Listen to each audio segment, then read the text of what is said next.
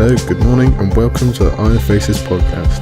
I'm Joe, and I'm going to be your host for this brand new fandom-driven podcast. Some of you may know me better as Sir Buckley. I've appeared in such places as Tower of the Hand, Watched on the Wall, and I'm lucky enough to be a co-writer over at the History of Westeros podcast. I'm very excited to tell you that I've got two amazing guests to kick off our first episode. Here they come. I can just see their boat arriving across the God's Eye now. While waiting, I'll just fill you in on some details. This is hopefully going to be a podcast about the most amazing metal world that is the Song of Ice and Fire fandom. It's truly one of the most amazing fandoms in the world, whether you hang out on Twitteros, on Westeros.org, the subreddit. We're going to try and get people in from all and cover all our bases. There's people, or groups of people, who've been producing amazing content for years and years now, whether it's podcasts, essays, art, journalism. I know I've been lapping it all up, and I'm sure you have too. I've tried to put my own 2 cents in every now and then, but I think it's fair to say all these guys are on a completely different level, and we're very appreciative of what they do. I'm really excited to have the opportunity to show off the people behind the mic, or behind the essay, so to speak. This is a learning curve for me. I've not done a podcast before, you might be able to tell, but hopefully I'll pick things up as we go, and I'd love any feedback or tips or any comments at all. At the end of the day, this is a people's podcast. It belongs to our fandom, and I want as many green men and women on the Isle of Faces as possible, so don't hold back. I'll tell you now, I've already made my first mistake by arriving on Skype 2 hours earlier than I was supposed to and getting a time difference wrong, but luckily that's all sorted now.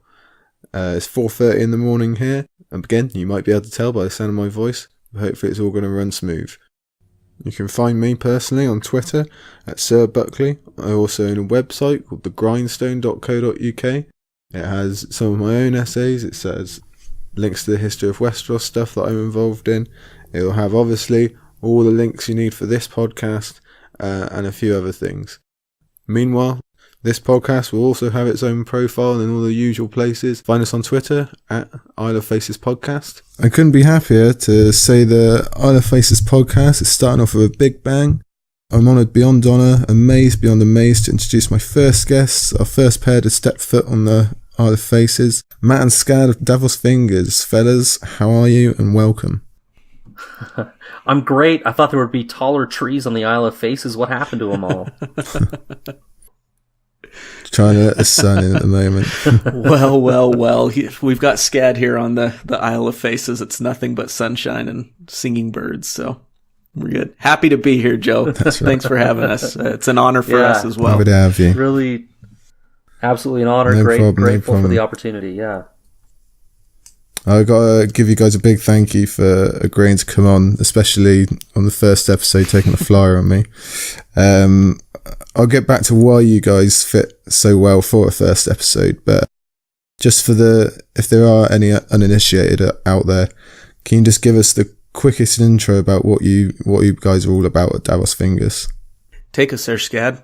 You want? Okay, you want me to take? Well, so for me, George has built a world, and that world is full of intrigue and mystery and fun and all sorts of everything that everyone knows about the series. But for me, it's just taking that material and just talking with friends in a light manner about it, right? Everyone loves the material. We can all delve down and get into the guts of it. But for me, it's about keeping it fun, referencing it pop culture, making some cross connections with other material that we love, like Star Wars and Lord of the Rings and other stuff like that.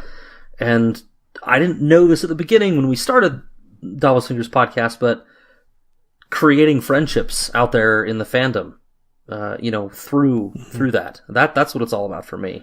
Yeah, it's our goal setting out was to be, we were friends who were talking about the things that we loved, and that's why we started the podcast. And so we've kind of really tried to keep that in mind as we've gone on, and 4 years later, I still feel like we're doing that. In terms of the actual, what we are, is we're a reread podcast. We started 4 years ago, clear at the prologue of Game of Thrones, and we've worked our way now clear until the epilogue of Dance with Dragons. We read 5 chapters, or we cover 5 chapters per episode, just going the first 5 to the next 5 to the next 5.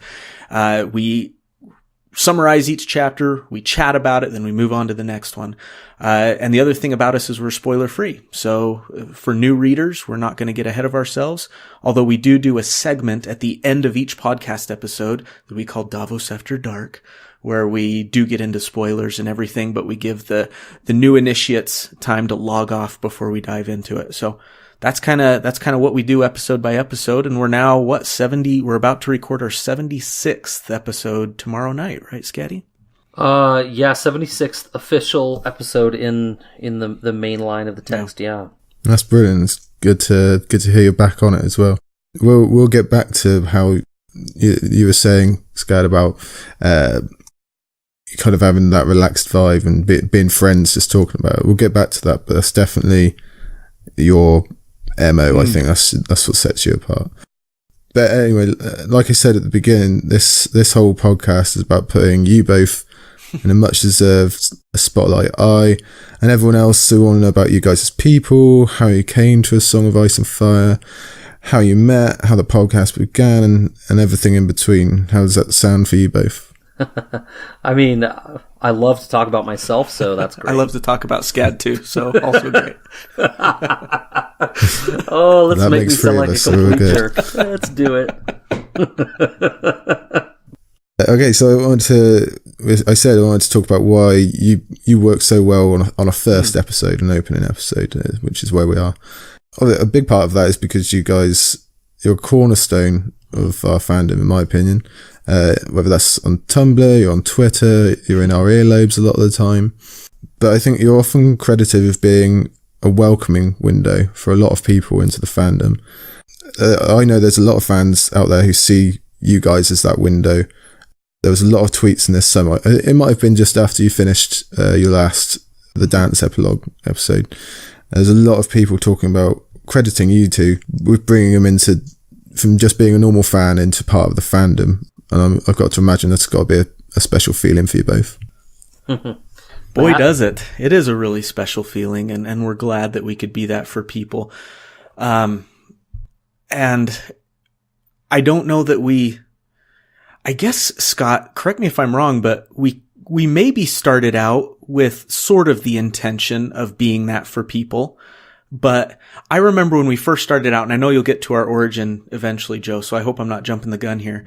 But we started this podcast mostly as a way to kind of archive our conversations with each other. But also, like, we had in mind sharing it with friends of ours or family members of ours who hadn't read the books yet. I know Scott mentioned, like, his sister hadn't read the books yet. So this was a way for her to kind of get into it. And I had friends and stuff like that. So we maybe had that idea in mind on a much, much smaller scale. I think we thought that we'd have maybe 10 listens period over the course of our history. And so to hear that others have found comfort in listening to us and have discovered such a fantastic world, and been along the ride with us is definitely gratifying, for sure. Yeah. I just jumping off from that, I mean, first of all, I think the most welcoming window into the fandom is George's first prologue. I think it welcomes. All you have to do is open the book. Yeah, you don't need us. And it's hard not to try to get involved with something that to me is so gripping, breaking tropes from the fantasy perspective, which I think we even talked about way back then in that first episode, giving characters life in 20 pages that he then murders.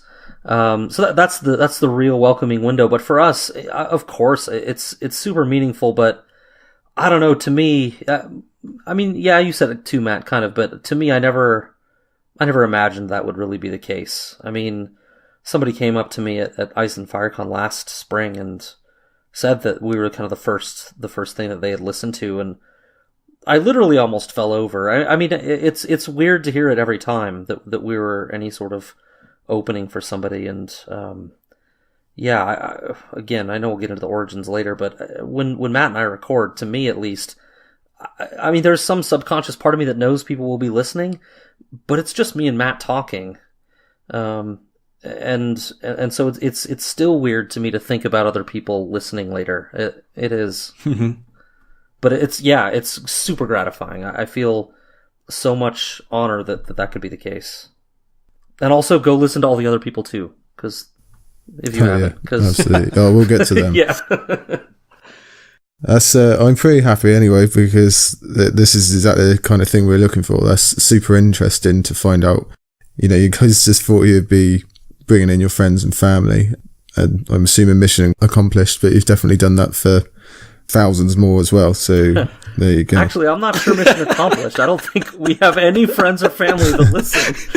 I mean, the exact opposite has happened. Our friends and family stay as far as they can away. My wife we've made a bunch of new friends. My wife has not listened to a single recorded minute of our 75 episodes. So, yeah. But we'll turn it around. Get her to listen to this one first. And Matt mentioned my sister, and she still hasn't read the books. She's a show watcher and said she wants to wait until the show ends before she reads them. So, yeah, maybe she'll come back someday, but I don't know. That's a big catalog to work through now. We've found a new family here, right, Scad? That's right. There you go. A better family. I didn't say Not that. at all. I am interested to find out who that opening window was for you. Obviously, we'll get on to how you found the series in itself and the podcast and everything else. But what's your first memory of finding out that there was this big, huge following with all these content producing fans as well? Yeah, I'm interested to hear Matt's answer for this, because when I went through this question, I was a little embarrassed. No, we're in the same vein there, Scatty boy. We did it completely wrong, Joe. I think Scad was maybe a little more dialed into it than I was, but I had no idea that this fandom existed until we put out our first episode. I really, Okay. When we came into this, we had no idea how much real content was out there. We were not involved in the fandom. I think Scad has a Westeros.org account that he might have posted on with a few times, but other than that, like, we maybe Googled A Song of Ice and Fire podcasts before we recorded our first episode. But really, our first foray into it was for me anyways, was putting our first episode out there on Twitter and Facebook and stuff, and kind of searching for other Song of Ice and Fire fans out there to kind of advertise to in a way. And it just blew up from there. Right, Scatty? Yeah, I mean, it's embarrassing. The lack of research, the complete ignorance with which we threw ourselves into this, with which we approached this whole endeavor. It was, I mean, it sounds so terrible. I mean, I did know kind of right as we were starting to record, maybe a couple weeks before or a couple weeks after we recorded our first episode.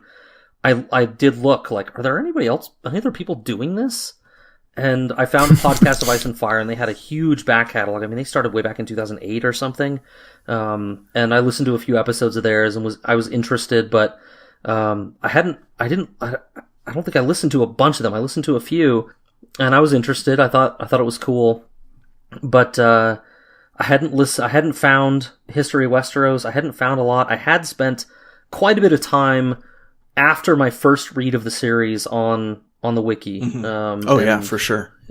Wiki of Ice and Fire, just kind of reading up and reminding myself of things and stuff. And yeah, I did have an account on the forum, and I posted a few times. You can probably find me on there somewhere, but I haven't posted in a long time. But yeah, I don't think we knew we were joining a community. Nope. We didn't think we had anything to offer a community. It's so weird to say it, I know now, but we didn't know that we were inserting something into a community. We thought we were doing this thing, and personally and selfishly, I was just doing it to have some friends. I mean, Matt and Brooke and I were friendly, and we talked and shared a lot on Skype and stuff, and we even had a ill-fated WordPress. We'll get to all that, I think. Yeah, we'll get to all that maybe a little bit later, but I don't think I had any sense that it would join, a group of people that would latch. Yeah, we thought we'd be at kind of our own little, if we were in the proverbial lunchroom of the internet. We thought we'd be this little corner of it, just sitting, the three of us and maybe a couple others. We didn't know we'd be sitting at this huge table full of such wonderful people. I mean, not just the content creators like you, Joe, but just the fans out there, the people that just love the books. Yes. And maybe they don't produce podcasts or write blogs or something, but you start dialogues with them on Twitter or Facebook, and they have these amazing thoughts and this amazing passion for the series, and dialed in. It's so wonderful to see all these different people who do different things, who come from different walks of life, and we all come together in this great fandom. But yeah, we were completely ignorant. Totally. Totally ignorant. That's a great way to put it, though, that lunchroom analogy. But that's even more impressive than one introduction to just dive in, eyes closed, and find out there's water beneath you. That's pretty lucky. Yeah, we'll probably expound on that a little bit later too. But yeah, I feel incredibly lucky that it worked out the way it did. And we can't help but mention that a lot of people really helped in getting our name out there once they found out who we are. Ian Trone, who's on Twitter. He or she, I don't really know if it's a boy or a girl, but they found out about us and put our name out there. Who else? Radio Westeros really early on put us out there. Brendan Beefish as well. Once he kind of found out, he did a lot of real just proactive, he puts on this shtick of being a jerk, and we're gonna dash that a little bit, but there are so many communications that he proactively initiated with us that no one knows about, that he just sent, just welcoming us to the fandom and giving us different tips and pointers and everything. So people like that, we owe a lot to for helping to invite us over to that lunch table, for sure. Yep. That's brilliant. You hit the nail on the head about fans, be they content producing or commenting or reading or whatever, they're everywhere, and they're all brilliant. I do feel I'll probably have to cut that when Brendan Beefish hears it. He'll probably make me. You got to listen to The Godfather. Don't listen to a word he says. You know what? Yeah. You got a whole ocean between you and he. You'll be just fine. Oh no, that's not a big enough ocean. I need a bigger one. Don't we all?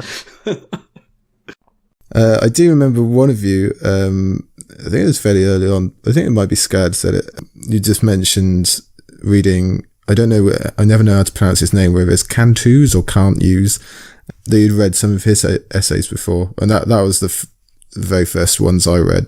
That's how I figured out there was a big fandom. It was the ones about Rhaegar's harp, so it came in fairly deep, but that was my first eye-opener. Yeah, the one I remember, I mean, he, she, I don't know, Cantus, but obviously I've read his, her stuff. The one I remember from Cantus was the hooded man theory, I think, that he wrote, which I liked a lot. But yeah, I mean, I feel like so after my first read, I read a lot on the wiki and the forums. And for sure, I mean, there were a lot of people like Cantus there that were just posting all sorts of stuff that just blew my mind.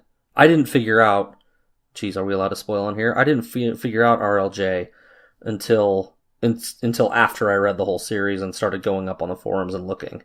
And, there's all sorts of people on there that just opened my mind to stuff. Oh yeah, it's you open the door a crack and then suddenly you're in that massive lunchroom, like you say. Right. That's right.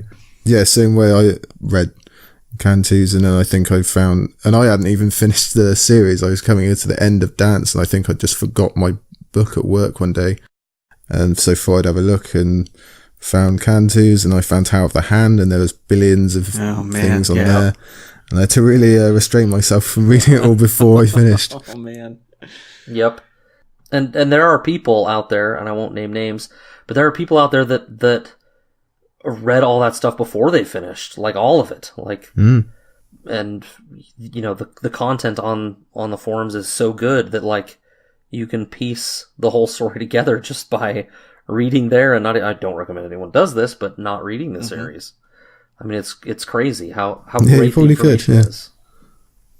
That's true. Yeah, there's also a lot of crap too, but Right, I'm going to switch tracks a bit. because we've covered you kind of opening that door, and we will cover your coming to the series in the first place. But I want to go back further now. I want to go back to basics a bit. So if you'll forgive me sounding a little bit like a dating show host, just tell us a bit about yourselves, where you're from, what you do, your favourite snack, whatever you've got. We'll listen to it. Take us there, Scaddy.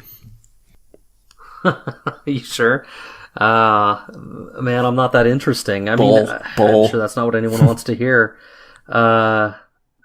I love pizza and whiskey and Star Wars. That's really all you need. I mean, that's pretty much me. It's 99% of the world. yeah, that's what I mean. I'm not that interesting. I love reading, watching good character-driven stuff. Anything character-driven, as long as it's done well, I'm in. Personally, I'm now a family man. I mean, I think that's part of this whole story, is where I was as a member of my family when we started, that I was really looking for something like this to give me something to do late at night when I could disengage from all the family stuff and join something like this. I think that was key, the timing of it for me. I'm just an average guy of reasonably average intelligence that manages software projects for a living, and I do this on the side for fun. That's pretty much me. He's also a fantastic performer. He does the theater. A bit of a thespian. On occasion I do. Fantastic is overselling it perhaps, but I do some acting on the side. Yeah. Yep. Brilliant. He's a terribly nice guy, despite what he wants you to think. I want people to think I'm a nice guy. I just don't want to lie to them. You're the opposite of Brendan Beavish. You're actually terrible, but you're trying to convince us all you're nice. He's a softie. He's a sweetheart. I try to be honest. He really is. Not nearly as sweet as you, Matt. Matt's the real good guy in the world. I don't know if I'd say that. I've got a few skeletons hiding in that closet, but don't ruin it for me, Matt. Do not do that. You're my hero. So for me, I'm a big time family man as well. I've been married for 12 years in January. 13. Oh, congrats. No. Oh, crap. 2007. Oh, 12. Jesus. Yep. Okay. Oh, Thank you. I'll cut that bit out, don't worry. 12 years in January, 3 kids, a set of twins that are now 9 years old. Wait a minute. We got married in the same year? We never talked about this. You got married in 2007? 2007?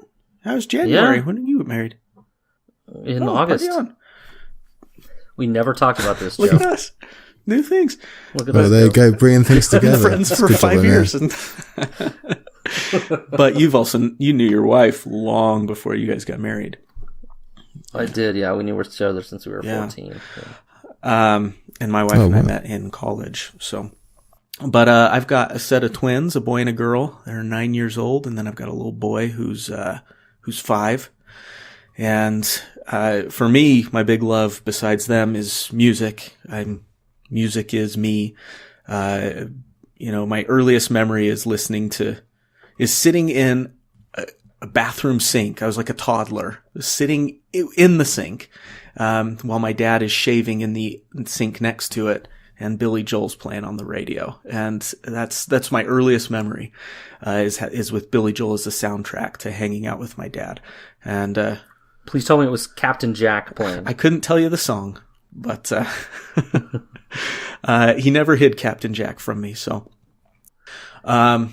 good for him. But music is the big thing in my life, besides this. And then I'm also a big hockey fan and a hockey player.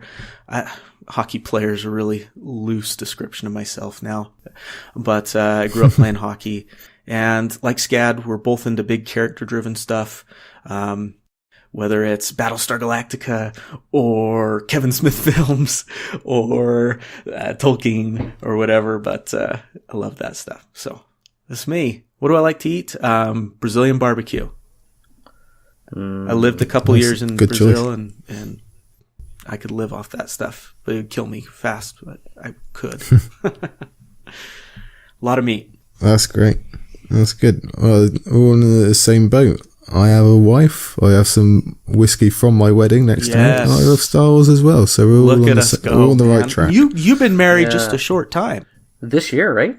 Congratulations. Just over 3 months. Congratulations. Oh, thank you very much. It was the hottest day we had all year. You guys went on a big, beautiful honeymoon and stuff, right? I seem to remember pictures. And we did. We went to King's Landing. We went to some places, Marine, I think, over in Croatia and Montenegro. We went to 4 countries. Now, your wife is either incredibly giving or she's really into the material. That's what I was just about to ask. Is she a fan? Funny story actually. So I made her watch the TV show probably 2 years ago or something, when we first moved in together. But she's not. She is a reader, but she hasn't read it until, as a wedding present, she bought the audiobook and has been listening since then. All right. The Roy Dotrice specials. That's right. Yeah. So she's just about halfway through Clash now. A reread podcast, we know of one. Jeez. I will try and find her one. I don't know of any, but always selling. Get it out there. Always on. Closers.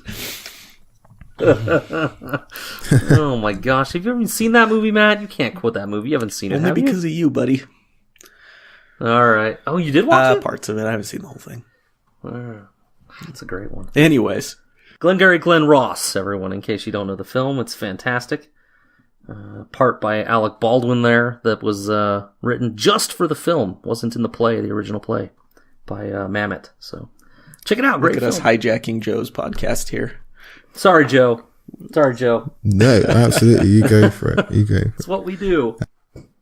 No, that's all great. That's good. That's exactly what we want here, to find out all this stuff that I'm sure you've mentioned a lot of this in passing anyway over your 70 odd episodes, but it's good to hear, and some people won't know. I hope it's so. All interesting stuff. Okay, so now we know all that then. Can you set the scene for us? You're young, you're hip, you've got no idea, your life's about to change. How did you actually find A Song of Ice and Fire? What were you up to? When was it? What were you up to at the time? Oh, goodness. You say you're young, you're hip, and all I can think of is Mike Myers in... I'm young, I'm hip, I'm with it. Austin Powers. In Austin Powers. Yeah, it's pretty much Austin. I mean, when I was young, I wasn't hip. I was always a square. I've always been too serious for my age. But when I discovered the series, the books, it was 2011. Was that when it was? I was trying to think of the exact year. It might have been. When did season 1 I can't debut? remember the exact year now. That was 2011. So I think it must. Yeah, so it was 2011, right? So in 2011, I was 32 years old, probably, or probably 31 at that point. So I was still, I was already reasonably old. I was not young and hip at that point. I was married for a few years already by then. I think I kind of mentioned this before. I think I had entered a period of my life where I was really looking for something to relate to, a way to spend my time that didn't take away time from my family. My second son was born. It seems irresponsible now thinking about the timing, Matt. My second son was born the same month, I think, that we started this podcast in August of 2014. That's how the nickname Scad came around. That is how Scad came about. Combination That's right. of Scott and Dad. Scad. That's courtesy That's right. of our dearest departed stories. Brooke. Came up with that, if I'm not mistaken. Not dead, but departed from the cast. Good, right? Thank you. Good clarification. She's still very much alive. Yeah, very much alive. Saw her just the other day. But yeah, I mean, I wasn't acting anymore because of the two kids that were, very young, a 2-year-old and a newborn. And, I was looking for some creative outlook, and also had these two newish friends at work that I really liked, Matt and Brooke, that I wanted to put my hooks into, and keep around. And so a kind of, yeah, that's right. You didn't know I had this ulterior motive, Matt. But, so yeah, that's what I was up to, is trying to find something else to relate to that didn't take a lot of my time, that I could really dive into and get some creative juices flowing from, because I didn't really want to be acting away from my family a lot anymore. But how was it that you actually discovered the books and stuff? Oh, well, so I actually did catch I think it was the second half of the first episode of Game of Thrones on a free preview weekend thing that HBO does. They do those sometimes, they give them away. And I was fascinated by that 30 minutes that I got to see. And then I just happened to be talking to Brooke at work about them, about the show. And she said something. I think I've told this part on the podcast before. She was just like, you know, those are books, right? And I said, no. And I immediately went out and got the first book, Game of Thrones, and started reading it. Yeah. And Brooke was my entrance too. It's funny because Brooke and I were talking about the books. Scott and Brooke were talking about the books. Scott and I ended up talking about the books, and it took a while to realize, why aren't we just all talking together about them? And we eventually did get to that point. Yeah. But for Brooke and I, so as Scott mentioned, we all worked together at the same company. Scott and I worked at the Salt Lake office together. We were physically together, and then Brooke was up in Canada at our Calgary headquarters up there. And so she and I were talking one day on the phone. We were supposed to be talking about work, I'm sure, but we ended up talking about what we were reading. And she mentioned that she was reading her favorite book series, trying to reread it before the television adaptation of the books was released, that was coming out soon.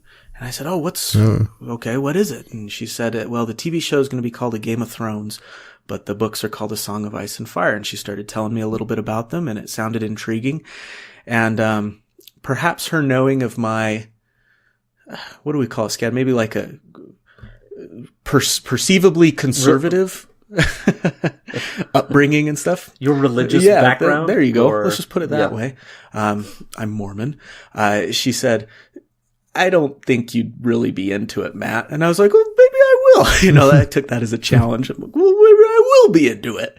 And so I kind of put it on the list, and it wasn't too long after that I was going on a business trip, and I was at the airport, and I had a bit of a wait, and I realized that I hadn't brought anything to really do while I'm sitting there at the airport. So I was perusing the overpriced bookshops that they have at every airport, and sure enough, there's this book right out front, Game of Thrones, and they were ramping up for the television series to start. So the cover was that iconic now image of Sean Bean seated upon the Iron Throne, all pensive and morose. Yeah, that's one you got too. That's the one I've got. Look at us. I'm looking at it right now. Yeah. Well, I can see it over there on the shelf. Looking all Boromir yeah.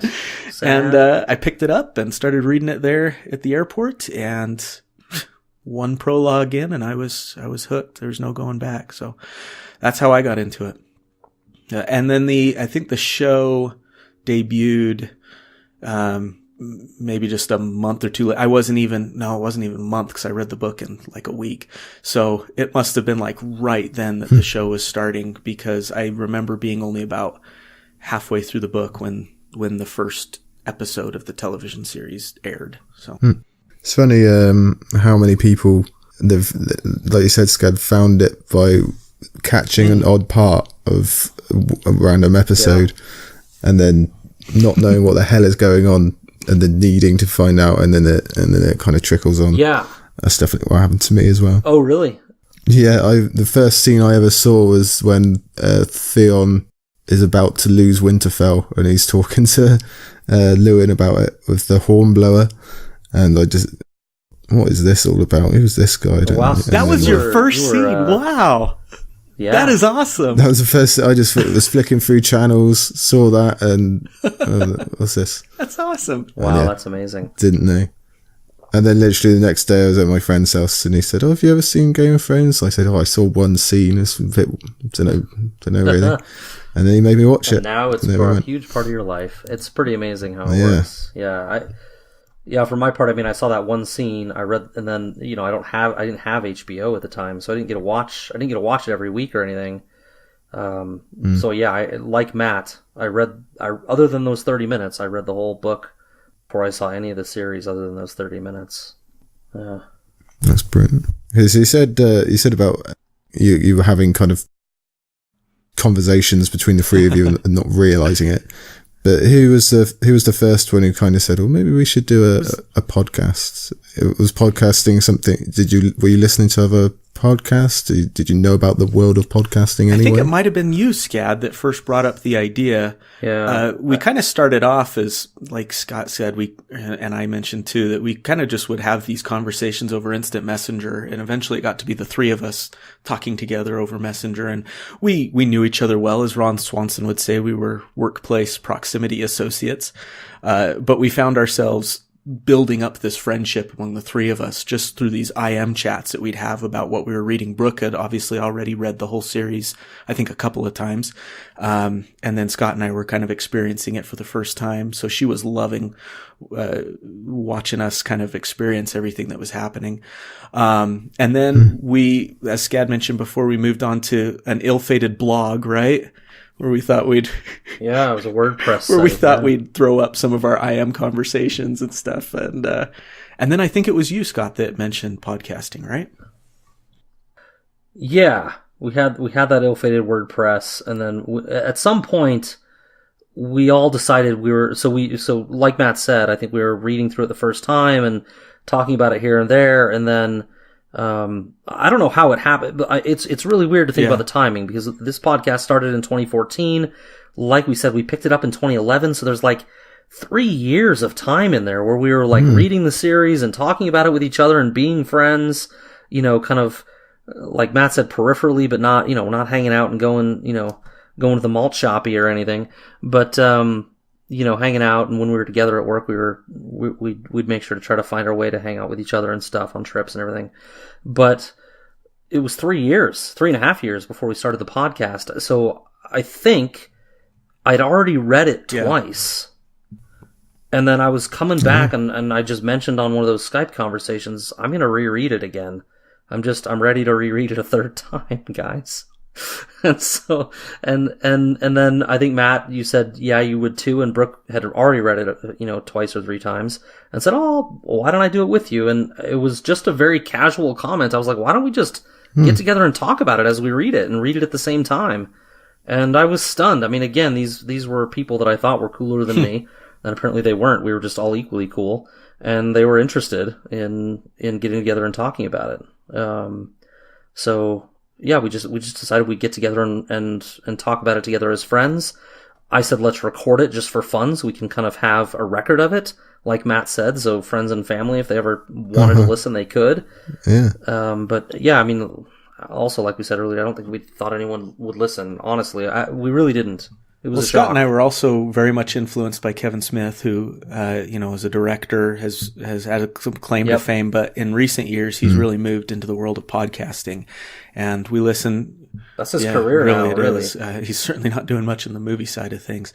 But we listen to a lot of his stuff, and he lauds the podcast world, and he's always making these pitches to creators out there that, if you've got something that you're passionate about, get together with your friends and record it as a podcast. And maybe no one will listen to it, but even if no one listens to it, you will always have that to look back on. And he talks about how he got on one time with his mom and gave her some pot brownies and then had this whole conversation with her while she was high.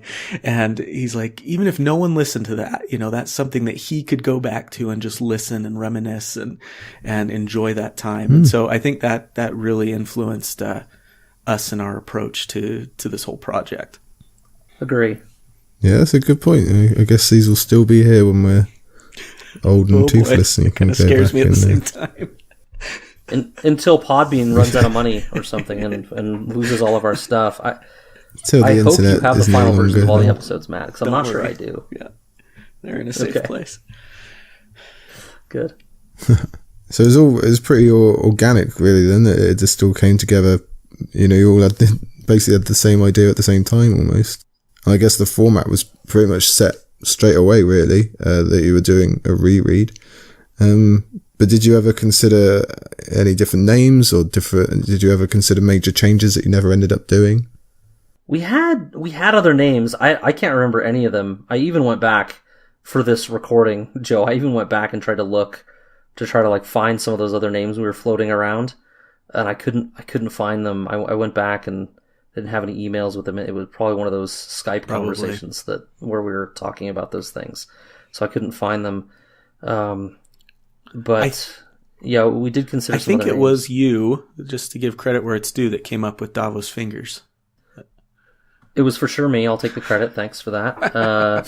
It's about the only good idea I've ever had. But yeah, I remember one of the big things that hung us up for a while was the issue of spoilers. We didn't want to. We wanted to talk spoilers as it was reread. We wanted to be able to put, earlier happenings in the context of what happens later and make those connections and foreshadowing and things like that. But we also very much wanted to appeal to the new readers, the friends and family that may be listening to the podcast. So I remember going back and forth for a while, Scad, of, what to do to address this conundrum. And I remember thinking that maybe I'd edit 2 versions of every episode, and one version would have all the spoilers and the others would kind of edit out any spoilers. And that just seemed, I was right in assuming that would be a huge mess. But we finally came up with the rather simple idea of just holding all spoilers until the end with our Davos After Dark segment. But, Scad and I, one thing we have in common is we are both very much creatures of habit. And once we get into a way that works, we stick with it. And so once we figured out this format, it's worked. And so we've stuck with it. Haven't seen a reason to change it yet. Yeah. No, it's definitely worked. Thanks. Almost alarmingly so. I mean, to the tune of, should we have guests on? Oh, I don't know. Will that ruin the flow? Will that, we're so terrified of change, like Garth pounding a animatronic hand with a hammer. We're just, we've never had a guest, and that will change soon, but, we've never had a guest because I think we're a little bit afraid of upsetting the apple cart of what works. And, to some degree, the Davos After Dark thing, I don't know how many people are reading it for the first time and care about spoilers. It's probably not many. The percentage is low. Maybe 5%, maybe lower. But I think even the rereaders prefer Davos After Dark, and keeping it that way is a way to separate them, and they can just skip to that if they're coming back and listening another time and just get to the juicy, meaty stuff. If they don't want to hear us drone on and on as we summarize the chapters. Some people enjoy those chapter summaries, some don't, I imagine. And, they can kind of skip to some of those meaty parts as well. So I feel like the Davos After Dark idea, I don't remember whose idea it was. Maybe it was Matt's. I don't remember, but, I think it was a really good idea that really set us on a good path from nearly the beginning. Well, yeah, everyone loves a bit of Davos After Dark. I'm glad you settled on it, because that's might be the greatest strength of the whole series is, like you say, going back, reading it a second. There's so much stuff hidden in before, more so than any book I've ever read, that it's, you're almost reading a different series once you know everything again, and you've read all these essays and the dark web and everything else. Right? Something. Mm-hmm. Important questions now. You settled on the name, your Davos Fingers. Did the three of you get assigned to a specific finger? Well, did anyone ever get to be the thumb? That was a joke a while. Who's the thumb? I gave myself props for the name. It's a terrible name for 3 of us. If there were 4 of us, Davos Fingers would make sense. But which 3 fingers are we? Which finger gets left out? The thumb, you can make an argument isn't a finger, but it's a thumb. So actually it's a terrible name. But anyway, we love it. I think I always thought of myself as the middle finger, but Brooke probably did too. I can see you being the pointer finger. Point us in the right direction. Matt's the middle. I'm Matt's probably the ring finger. You can dress me up and make me look pretty, but don't really serve much more of a purpose other than. I was going to go for symbolizing loyalty. Oh, there we go. And meaning, and something a little deeper. Edit out what I just said, Joe. Stick with that. Let's get it. Yeah. Okay. Oh, I will. Don't really. For the record, we edit almost nothing out. Yeah, it's true. No, you don't need to cut our stuff. Whatever you want to include, you can. Okay, great. So, right, you're all set up then. So let's talk a bit about that first episode, which I went back and had a quick listen to for this. And no, you guys go, you guys go straight into it. To be honest, get right into it. A lot more settled than I am. Like you say, that was 4 years ago now. Do you still have clear memories of doing that first recording, or has it just kind of been lost in the shuffle now?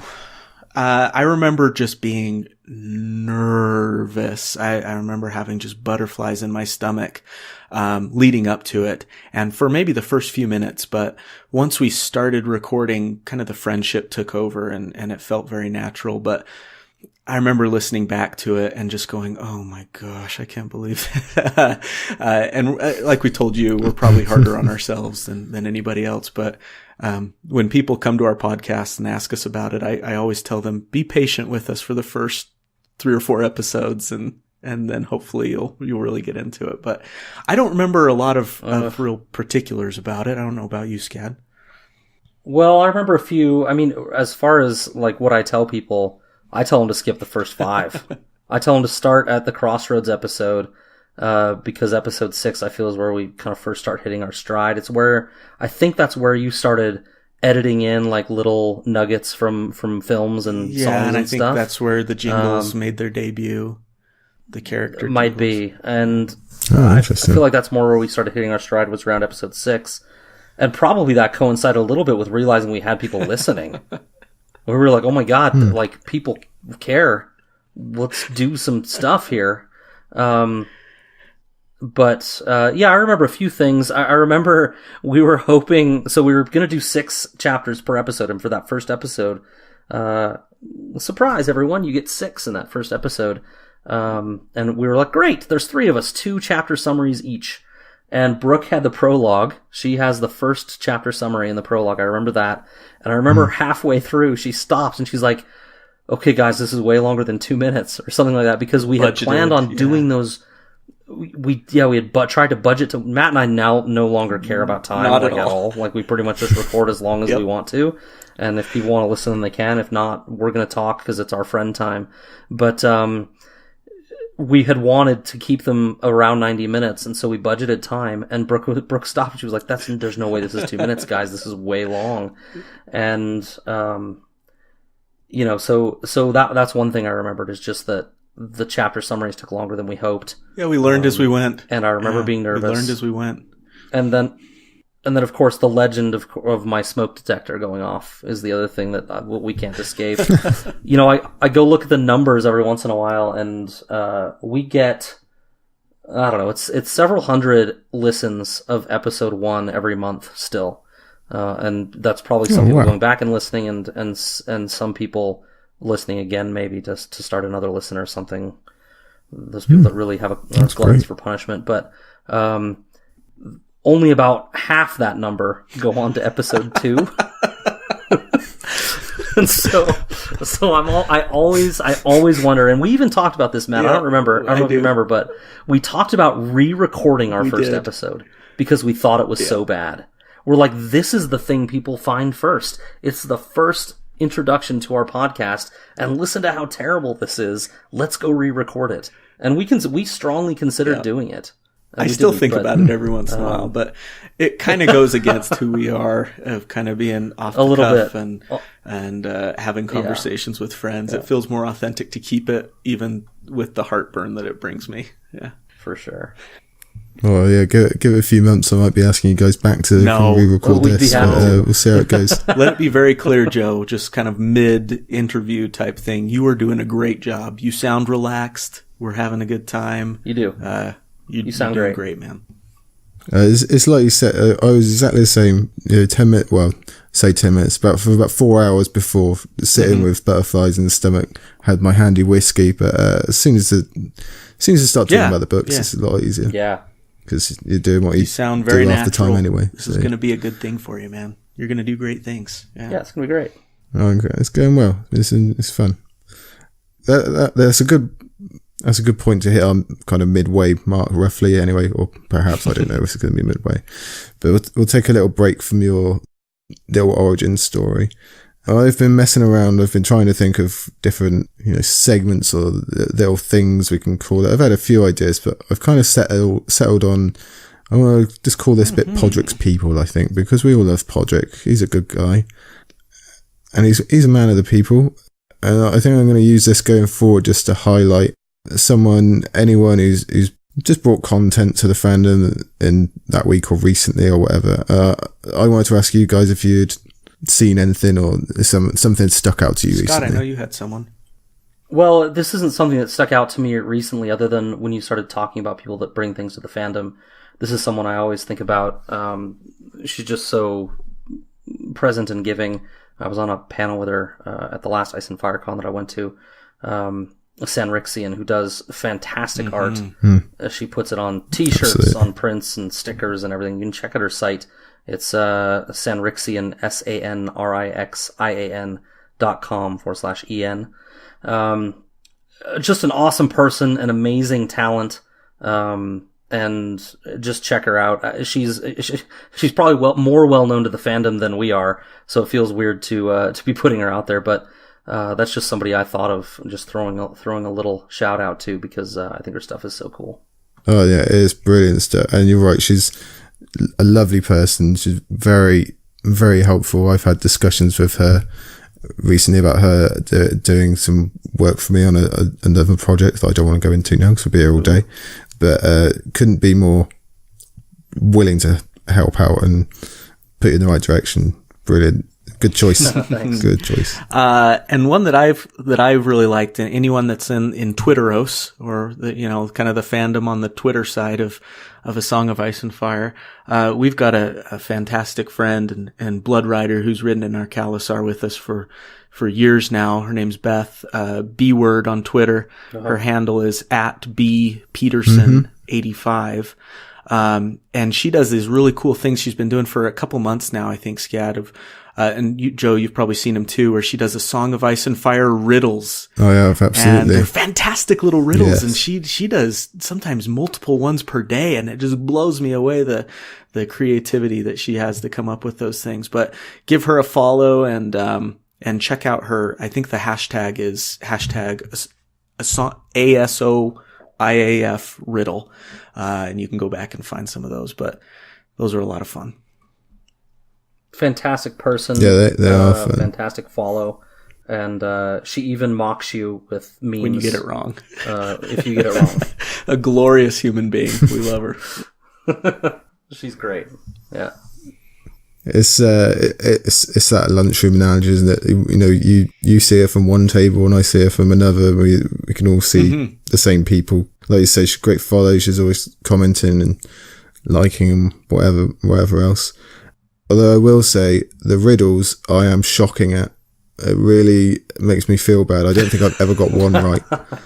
So I ignore that as much as possible, but I encourage others to have a go. Not everyone is as stupid as I am. It's a lot better now because she's gotten a lot more followers that weigh in, but for a while, we were one of the first people she was following and stuff, and that followed her back for these riddles, and we'd retweet them all the time.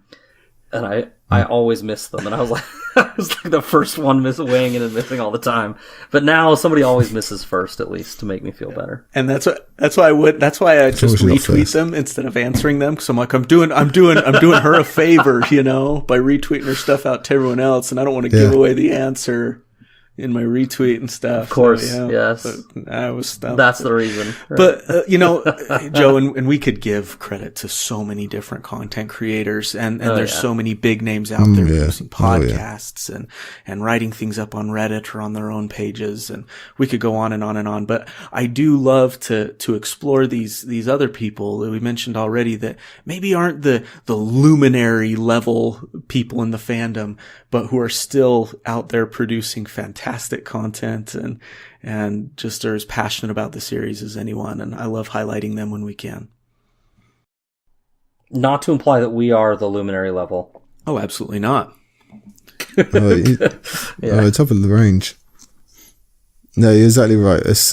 You can get as much fun out of a tweet with a riddle in as you can from a huge podcast. It takes shapes and sizes, so it's good we get a little chance just to awesome. I love it. Give them a shout. Absolutely. Last little bit then of this halftime show. I'm going to hit you later on near the end with some just basic kind of quicker questions, but we'll do one now as well. I just want to ask you very quickly, you don't have to go too far into it, but who your favourite character is, but you may not answer with the word Davos. Let's see. So for me, I always fanboy over Bronn and those Tyrell boys, Garland and Willis. But if I was picking a favorite character from the literary perspective, it's Jaime Lannister. Good choice. Good choice. Yeah, for me, favorite character is a hard thing to wrap your head around, maybe, or that is for me. My favorite POV is Arya. We get to see the plight of the innocent through the Riverlands, through her eyes. We get to see her development from a little girl who hates sewing to like a cold-blooded assassin. But her innocent view of the world growing callous kind of reflects growing up and reflects the changes in this world that we're seeing, right? And I enjoy her POV, I think, the most. It's so heartbreaking and on the edge of your seat and just dying for her to live. I think she's my POV. I'm not sure she's my favorite character, but she is my favorite POV. Character Scad would do. Yeah. Robert Baratheon. I mean that I get. Look, I'm a Robert Baratheon apologist. Point me to the AA meeting. But yeah, I do enjoy him, but I admit all of his faults. That's fair. It's interesting that you've picked Jaime and I, because that you're right. That I, especially in Clash in the beginning of Storm, when she's going through the Riverlands and seeing all the small folk, I've always kind of thought, well, because obviously she leaves, I think Jaime does take up that mantle a little bit, because obviously he's in the same area, he's back in the Riverlands, but he's also seeing a bit more of the good point. After effects, where I saw obviously what was happening during. But they've both gone from kind of noble to small folk dealing person. Sure. Not in the same way, but still. I like it. Yeah. It's good. There you go, you're on the same wavelength. Alright, but anyway, let's get back into it. So Davos Fingers is up and running by then. You're all set up. Like you said, when you started off, you did 6 chapters per episode, and I think you went down to 5 a bit afterwards. And you're putting out an episode every 2 weeks or so that's quite a heavy payload you're going for it. Did you ever get to a particular chapter or a particular part of Game of Thrones specifically, I guess, where you couldn't really think of much to say, or you just you couldn't come up with ideas? For me, I mean, my memory may be faulty, but I don't ever remember not having enough. I remember a bunch of bullet points I didn't get to. Yeah, if anything, we don't have enough time. Yeah. I mean, specifically early on, again, I don't know where we got this idea, because none of us. Brooke had listened to some podcasts, and was a fan of several, and maybe it came from her, this idea that like anything longer than 90 minutes is just too long, and so I think early we were really trying to stick to that, and so we would try to cut. I remember early on it was like we had the person that was kind of running the episode. We'd alternate that, right? Every 3 weeks we'd each do it, or every 3 episodes rather, we'd each do it. And we were supposed to be kind of keeping an eye on the clock, and I was really bad at it. You and I both talking. Yep. And I don't remember a time where it was like I don't have anything to say here. Whether it was quality, what I was saying, I'm not sure, but there was always more to talk about, in my opinion. Yeah, absolutely. And you kind of mentioned the torrid pace we were on, Joe, which may seem slow to some, but seemed very rapid to us. And I don't remember when it was exactly, Scad. Maybe I think it was when we were reading Clash that we decided to go to every 3 weeks. And that was just to prevent burnout. I know I was starting to feel it big time. I still love the series and everything. And our podcast is very loose and relaxed, but at the same time, we put a lot of time into prepping for each episode. And I just remember feeling exhausted at some point. And I think it was me that first brought it up to the other two, that is suggesting we go to every 3 weeks. And I was a little nervous to bring that up because I didn't know how well it would be received. And both Brooke and Scott were like, yes, let's do it. Someone said it. Yeah, finally. It was a very funny conversation. We were all just kind of, oh, thank God. Tiptoeing until it came out. And then we were like, oh, yes. And we all just kind of collapsed onto each other's shoulders. And I can't remember either. We can easily go look just at our, at the Tumblr or something and tell. But I feel like that was after the end of the second book. I'm not sure, but I feel somewhere around there between second and third. Yeah. Yeah.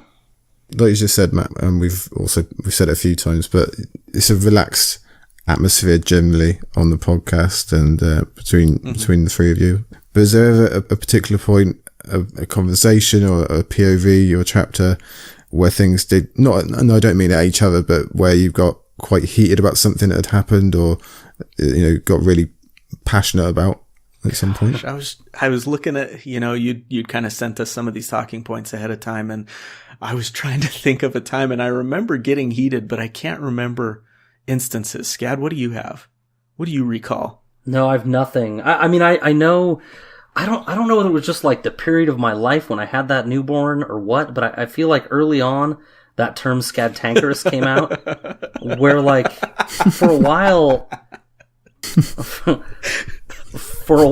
I felt like it was almost my role to just be like the angry naysayer. And Brooke and I would totally like egg you on. You'd provoke me. We'd poke the bear. Play into it, yeah.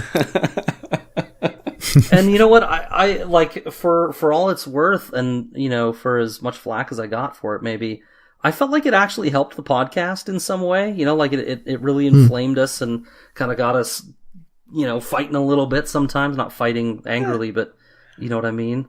But with the two of us hosting, I feel like that faded a lot. I don't know exactly why. Maybe it felt like attacking more when it was one-on-one versus it was just me being angry and two of you on the defense. I don't know why that faded, but I feel like it did. Time. Maybe I just got like less angry as my kids became not newborns. I don't know either, but I remember, and you and I got into it a couple times, and one thing that we were worried about with going down to two hosts was that we wouldn't have kind of Brooke there between us. And I totally agree. We fight much less. We've never fought, but we argue much less than we used to. I remember some Sansa times back in the day. We got pretty heated talking about her. Some Jamie times. Yep. We got pretty heated about that. I remember a time when we weren't exactly, arguing with each other, but I remember getting really passionate about discussing George's use of rape in the world. Rape to drive narrative. Yeah. And it came on the heels of a certain Game of Thrones episode. Right. And did the same. Yep. And I remember all three of us, it was I remember looking back on it and going, oh my gosh, that's the heaviest that we've ever been on this podcast. And I remember us wondering how it would be received, which was fine. But yeah, stuff like that. Yeah, it's a weird thing because we are very, very informal and relaxed. But I to some degree I feel bad for it, and in some degree I feel really good that I'm able to do it. But I use this podcast to I mean, God, I hope my family never listens in some way. I mean, I remember one time talking about how I sent my wife and kids outside to have a snack so they'd be quiet or something. I mean, I was kidding, right? But it reflected like real frustration. I remember one time we were at, I think it was when Tyrion was on the Shy Maid and dealing with some really heavy stuff himself, and I was dealing with some really heavy stuff, and going through that and just using the podcast as an outlet to just kind of express those things. And, it's not really heated, but it was passionate and it is real. So as silly as our podcast gets sometimes, we're dudes with feelings. It's a bit cathartic at they times. come out. Yeah, for sure. Yeah. That's good. It's good that you can use it that way. It does come across that, yes, relaxed and informal, like you say, but it's still, top-notch analysis. Is still riveting stuff. Like you say, people go back and listen to it again because it's good stuff. It's brilliant stuff. Well, it's always good to go back. Thanks, Joe. Right, so like you say, you fly through Game of Thrones and Clash of Kings because you're whipping yourself so hard, and then the two of you go on into Storm. So we still had Brooke pretty set up now. When we were doing Storm. Yeah. Yep. Oh, you did? Yeah. She left us after episode 50, which was right before we were going to begin Feast Dance. Yeah. Oh, right. So you got the first three and the three of you then. Okay, cool. So you know what, like you say, 50 episodes. You know what you're doing by then. You're pretty established. You're in your groove.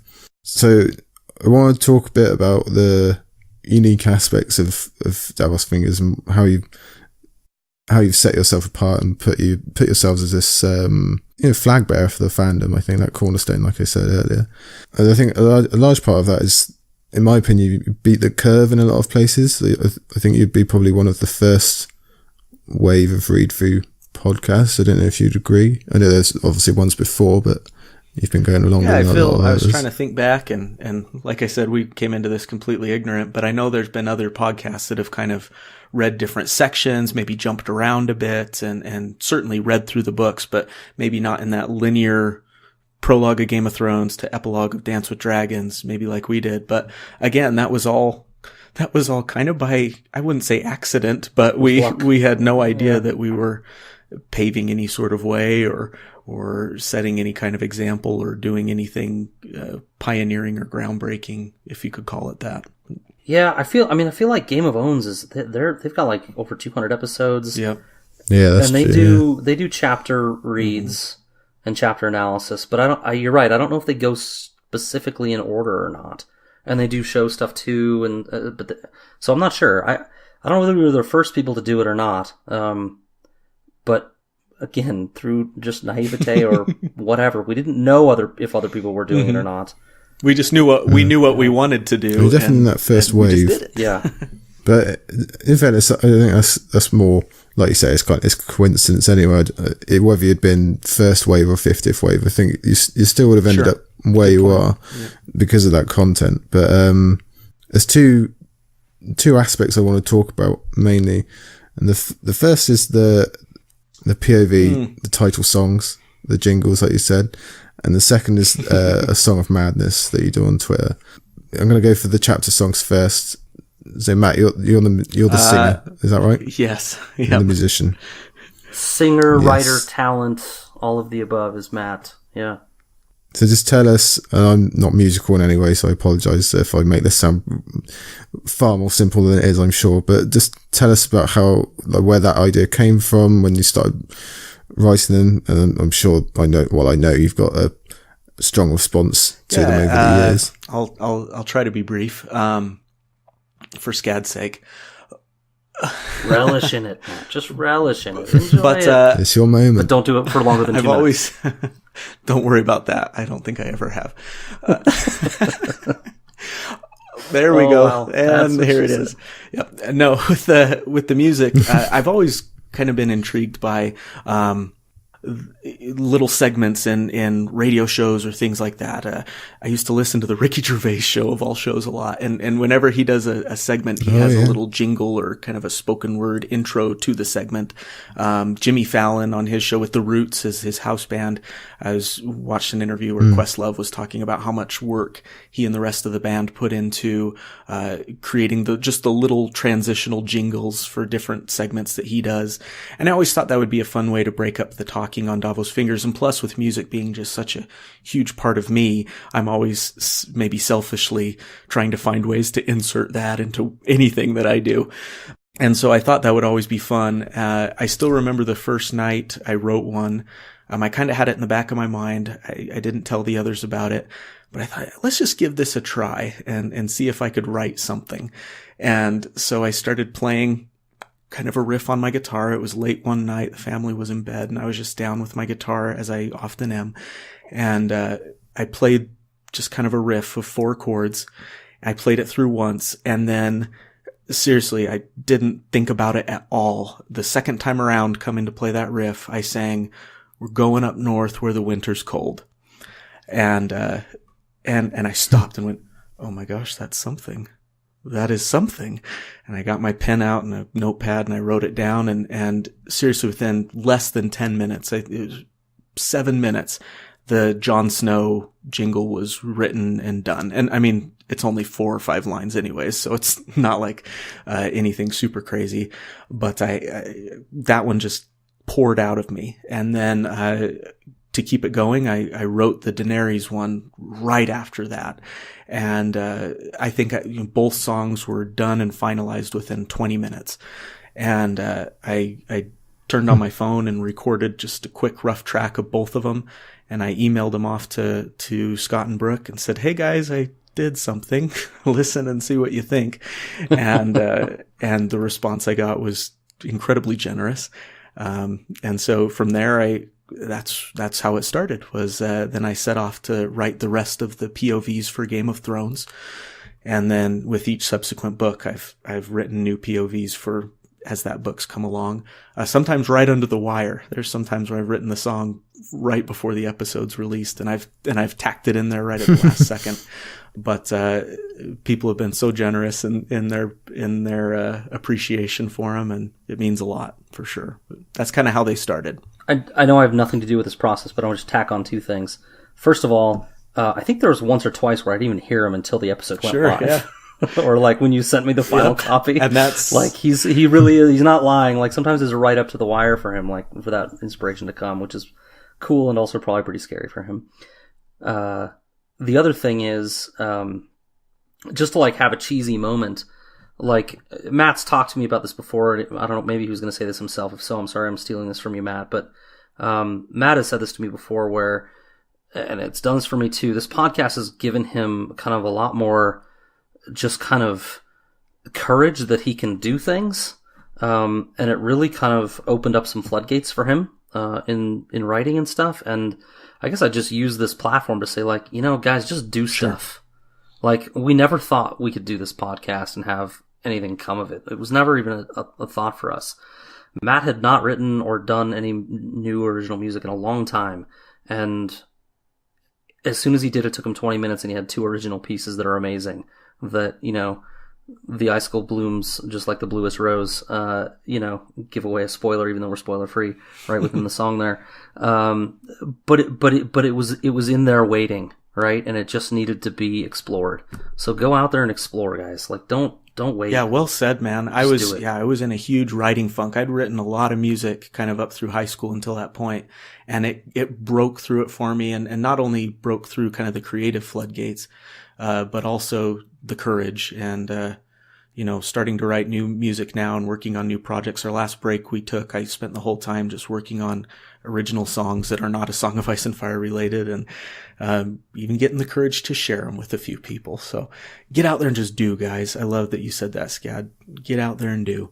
So that's a great message, and definitely in line with follow Joe's example. What this podcast is Joe's doing. Well, this is what I was going to say. Like you said, you guys started because you were talking to each other about it at work, and the only reason I really started writing about it is because I wanted to talk about it, but I didn't know anyone else had written the book. So So yeah, I couldn't agree more. Go out and do whatever. Give it a go. Here I am. Absolutely no idea what I'm doing, but there's always You're doing great. some lovely people around to help, like you two. But Matt, that's awesome story about inspiration hitting and running with it, and I'm sure for both of you that's often the case. So I know you adjust them as you go depending on what's happening to the characters, but for the first three you're pretty set with who's the POV. You get to add Davos and Jamie and Sam, but then when you guys get to Feast and Dance, it obviously explodes and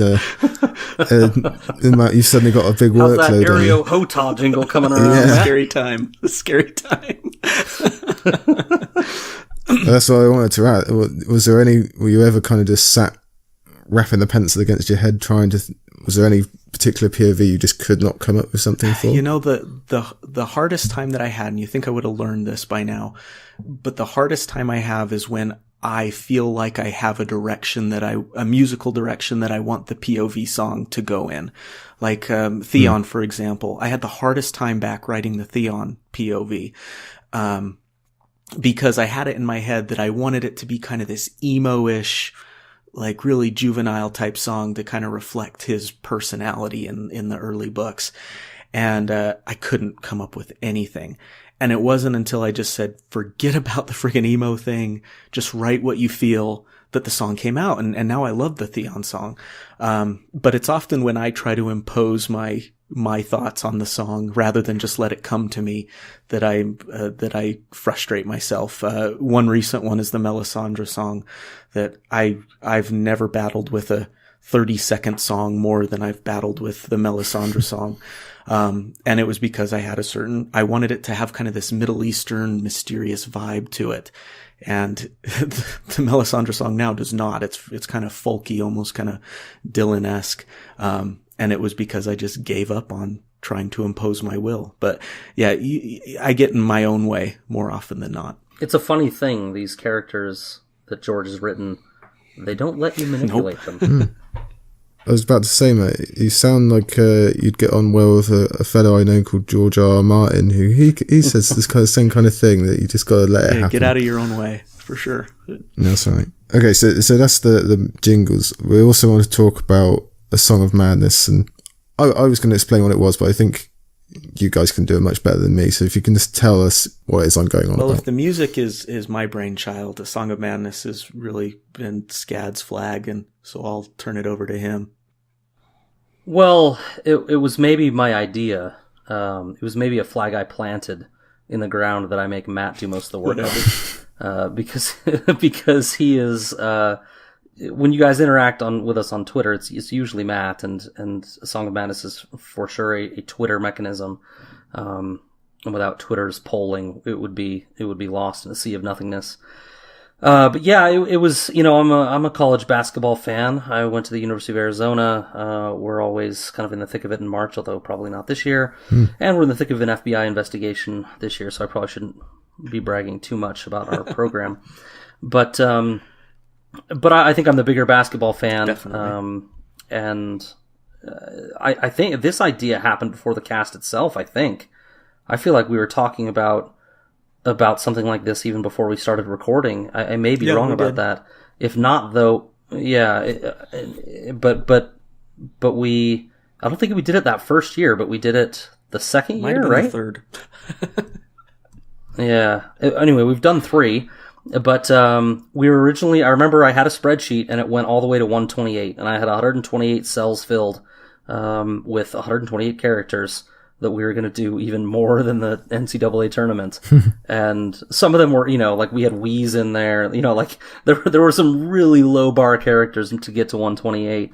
And so we decided to cut it back to 64. But, yeah, I mean, it was just this weird thing that took off, and I hesitate to guess how many people follow us on Twitter, never have listened to a second of the podcast, but know us for A Song of Madness, because of the energy and snark and love that Matt puts into it on Twitter. as we do this thing every year. The longer it goes on, the bigger it seems to get. That's what she said. Yeah. Until that one moment. Less than 2 minutes later. Yeah. So yeah, I mean, it's just great. I mean, I feel it is, if you want to just point at something and say, like, this has been an amazing outcome that we never expected, I'd say it's that. Like, we get to interact with so many people during the Song of Madness that we would have never touched in any way if not for that. And it's just been a blessing that, yeah, I mean, I don't think we ever thought it would take off. And it's not an original idea. Tons of people do this for various content. We absolutely stole it from Star Wars. Star Wars has their own little bracket that they used to do, and we just took it from them. Yeah, I mean, that's kind of the story. Did you explain actually what it was in the end? For those that maybe don't follow the March Madness? No, I skipped it. I assume everyone knows what we do. Song of Madness is a 68 or 64 team tournament where people vote on the winner, which is, our criteria is vote for who you want. It's not who would win in a fight. It's not any sort of criteria. It's just, who do you want? I believe the aforementioned B word has interesting metrics she uses. Who smells best, I think, was one that was used last year. Yeah. But you can use whatever criteria you want, but it basically becomes a middle school popularity contest to see who wins. And we've had, again, 3 years. We've had Arya won last year. The year before that, I believe, was Jamie, and the first year Snow. Was Jon Snow. And Davos has been the runner-up the last 2 years. Every single year. I don't remember.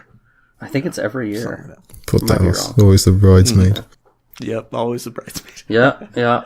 But you know what? It's fitting. It really is. It does fit him. I wouldn't want it any other way. And, well, if you both like Arya and Jamie, then you must be on something, since everyone seems to agree with you.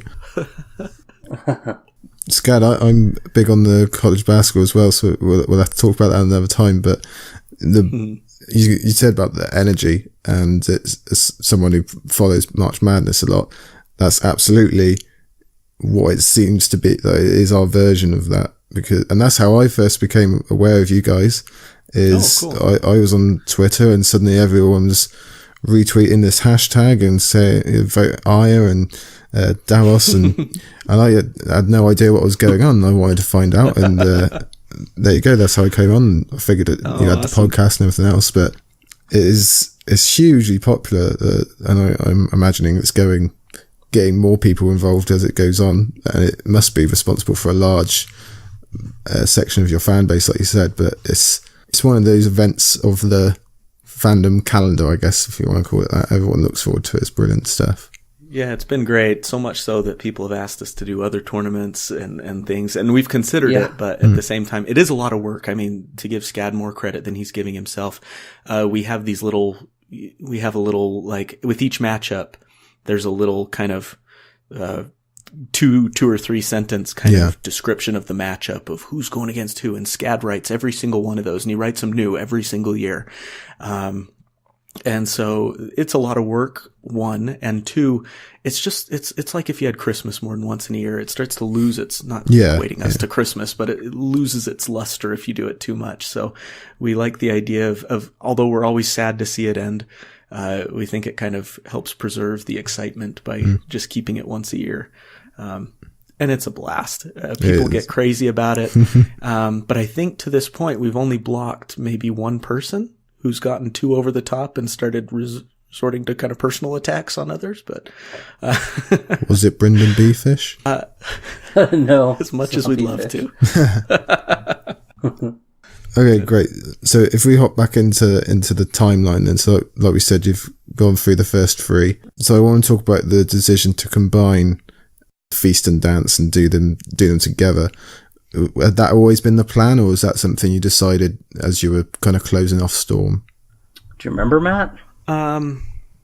We didn't think about it too much in the early goings because we didn't think too far ahead at all in the early goings of this podcast. We've never thought too far ahead. But I believe as we were starting to finish up Sword, Storm of Swords, we started thinking, how's this going to look? And we really loved the idea of doing the combined order, but it was something we decided closer to actually doing it for sure. I mean, had no one reached out and asked us, we probably would have just done it in order. But we had a flood of, and by flood, a relative flood of, 3, 4, 5 people that emailed us and like, hey, how are you going to handle this? Are you going to do this, that, and the other? And we probably would have never even talked about it had they not done that. And then we took a look at it and decided, yeah, you know what? It would be good for our format, I think, that's, 5 at a time, to do this chronologically and to kind of keep them separate rather than doing them by the book and then people coming to episodes, 20 episodes later and they're way behind, they're back at the same point chronologically as an episode 20 times ago and trying to link them back together. I think it made sense for our format. I'm glad we did it, but I'm not sure that we put as much thought about that into it at the time. It's kind of a happy accident, like the whole like everything thing we is. do. Yeah. Is it difficult to adjust to having to jump into so many different heads? Obviously, there's 100 new POVs anyway, but was it harder, jumping around so many where you're used to kind of the same 7 or so? It wasn't for me. It didn't feel that different. I mean, other than the fact that I had to put two books in my bag everywhere I went Right. instead of one. It wasn't that different. I would agree. Yeah, it was fun. And for me, the hardest part was just writing new songs for it. But Yeah. it was very refreshing to start getting into all these different POVs. It was a lot of fun. Yeah, that's good. So when your final Feast/Dance episode came out, which I think was your 74th episode, I was actually at the hairdresser's when I was listening to it, waiting my turn. And I was listening to the conclusion, and in my opinion, I could feel a little bit of emotion and almost surprise from the two of you realizing you'd kind of come to this milestone you'd been heading towards for years. And, it might have even been a milestone you might not have thought you'd ever get to, but suddenly, did it come up sudden to you? Obviously you knew it was coming, but what was the vibe like during that last episode? It was surreal for me. Like I said, we cannot stress enough how little forethought we put into something sometimes outside of the immediate episode that we're planning. We often just have kind of, one episode after the other, just preparing for the next one. And before you know it, we've been doing it for 4 years and 70 plus episodes. So it wasn't so much that I kind of cynically thought, oh, we'll never finish it. It's just that I wasn't thinking that far ahead. And all of a sudden it was there. And that was very emotional for me, to think that, not only, we'd gone through kind of a valley in the sense of having 3 co-hosts who all got along great and we had a great thing going, and all of a sudden we were down to 2 and figuring that out. So the fact that Scott and I were able to climb out of that valley and together was, that got me emotional and it was very special. And to think about the friendships we built along the way, that not only have Scad and I grown to be some of the best friends over this time, through the podcast, but just thinking about, as Scad mentioned earlier, the friendships along the way and everything, it was certainly a very emotional time for me. Absolutely. Yeah, I mean, I'm looking at the little notes that I wrote down for this question, and you hit about 90% of the words that I've used. Surreal, emotional. I guess I'd just add, it was a long road. It was 4 years, basically, to get to the end, almost to the day, I think, almost, when our last episode released from the first day we recorded. It was very close to 4 full years. But as much as something can sneak up on you that takes 4 years, it kind of snuck up on us. Like Matt said, we're taking everything kind of one episode at a time, not looking too far ahead. Again, because of the nature of, it being a reread podcast that doesn't spoil, we're very careful how we tread for most of the time until Davos After Dark. So I don't think we're looking forward a lot of the time. And I do think when we got to that moment, you heard some emotion, maybe, Joe. I think you also heard fatigue. We were both pretty tired. I mean, we limped to that finish line, really, didn't we? Those last 2 or 3 episodes. We limped a little, and I think if I go back and listen just for my own self, like one of the things I take pride in is making links between the material and other cultural things, other media and stuff. I think if I went back and listened, I bet I make a lot fewer of them. I mean, I feel like we were pretty tired, and yeah, I'm not to say the quality was bad, because I think we did a good job, but we were definitely tired by the end. And yeah, knowing, I don't want to speak for Matt, but the last time we had kind of finished a book, right? Brooke left the podcast. Mm-hmm. So, there was a little bit of a sense of like, will we finish this? Are and we what's going to happen after? Will we be able to, what's going to happen next? Or will we, I know we're saying we're going to keep going and we're both planning on it, but we're what both if we exhausted? don't? What if we just never started up again? Yeah. Right. And so there was definitely that emotion there for me too, is like, what if this is the end? And so maybe a little bit of that is what crept into our voices that you heard. I'm not sure. I imagine you must have had a heap of messages from your fans about reaching that end point. Absolutely. Yeah, they were so kind and gracious, and you call them fans, and I appreciate that, but to us they're kind of friends, and in sticking with the idea of the podcast is it's friends talking to friends about things that we love. And absolutely. And so for us to hear that, I think that kind of buoyed us up as we got to the end too. That lingering question of, will we keep going? I think, hearing that combined with us just getting some space away from the podcast for a few months really helped invigorate us and helped us want to come back for more, like we're doing now. So. Yeah, for sure. We got a lot on Twitter. We got several emails, suggestions on what to do next. Some people saying, just do something. We'll listen to whatever you do. Which is awfully nice. I mean, when you talk about surreal, that's just crazy. I mean, I tend to think of our fans, again, if you want to call them fans. I just tend to think of them as fans of George's, right? And we're just kind of along for that ride and hitching to his wagon, and they just love his material so much that they'll talk to anybody. They'll listen to anybody talk about it, right? And to hear people say that they'd follow us to listen to Star Wars books or whatever was another kind of surreal thing to read. Very glad that this summer your well-earned summer, your break off has worked for you and you've refreshed a bit.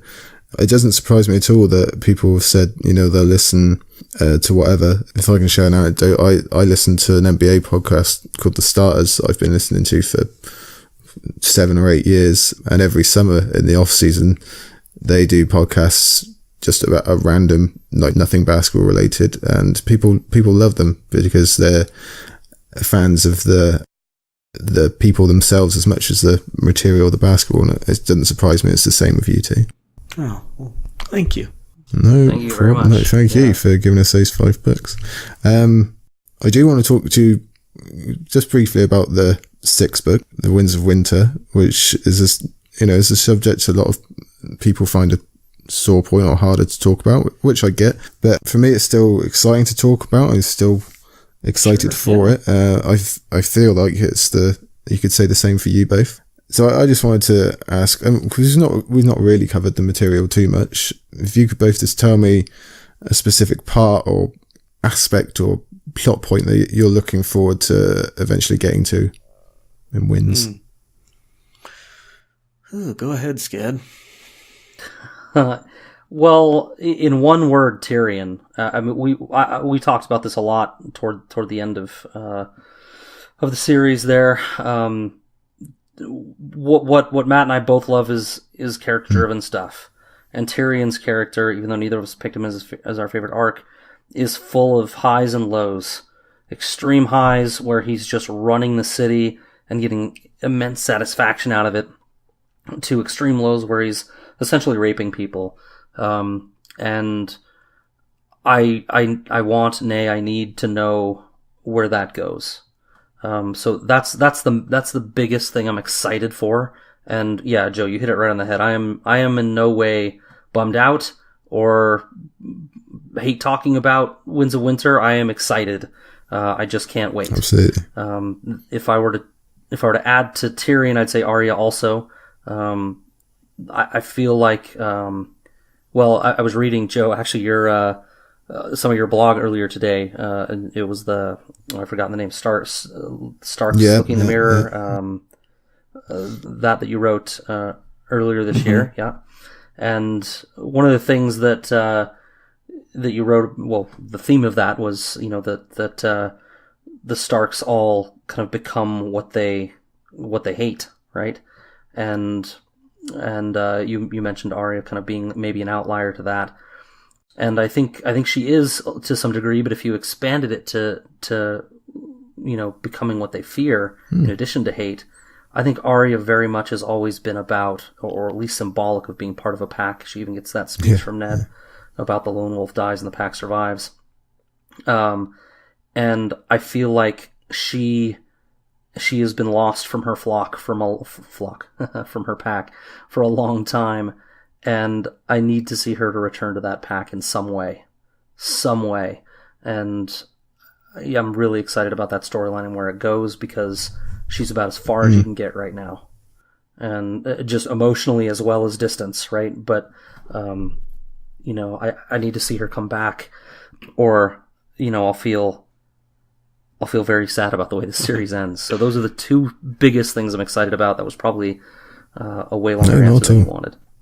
I wish I could wax as eloquent as Scad at times, but It's eloquently. Just shut Sorry. up. My gosh. Jon Snow, north of, up north where the winter's cold.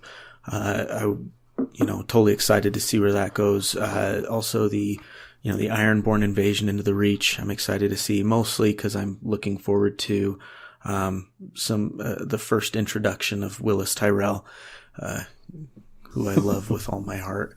And then to see more of Bronn's rapid ascension to the top of the ladder in Westeros. He's head of a house now, and he's still got some motivation to climb onward and upward. So, I'm just excited for it. Like Scad said, I'm not bummed. I'm not angry. I'm just excited. Is there anything, obviously, during the wait, I think there's probably a pretty solid theory for every character and every plot point, but is there anything or anyone where you're just throwing your hands up and you've just got no idea what's going to happen? Aegon. Yeah, I'd say that too. Yeah. It seems far too important for George to just have written it in for him to become a dragon meal. And yet I can't, my brain, as limited in its powers as it is, can't come up with a feasible solution for him actually sticking around while Daenerys, who's clearly a main character, as well as Jon, who is clearly a main character from the beginning, while they somehow ascend or take the spotlight, I can't see where he fits in.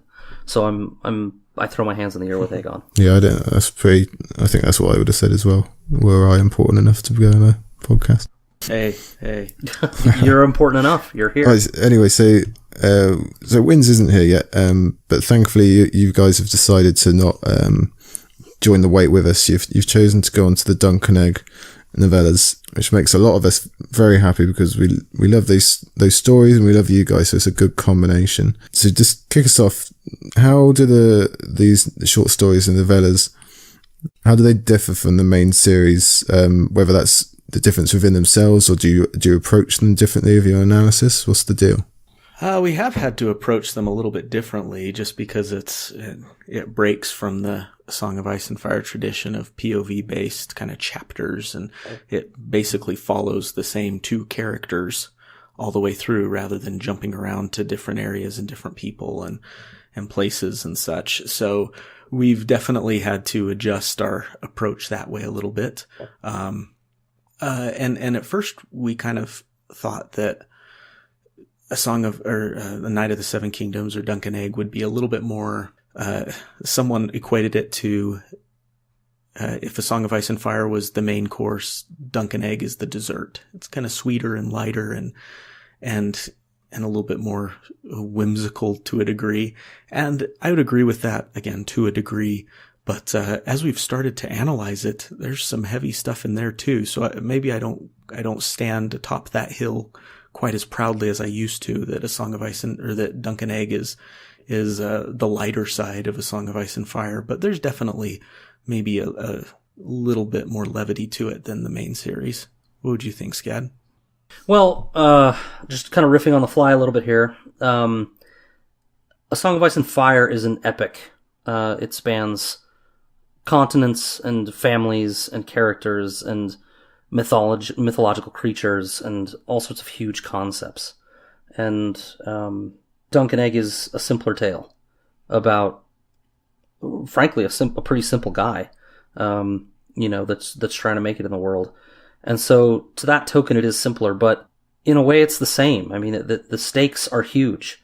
A Song of Ice and Fire, for as great as it is, you feel somewhat sometimes detached a little bit from the characters. You're given this view from so many different perspectives, and the world is so huge.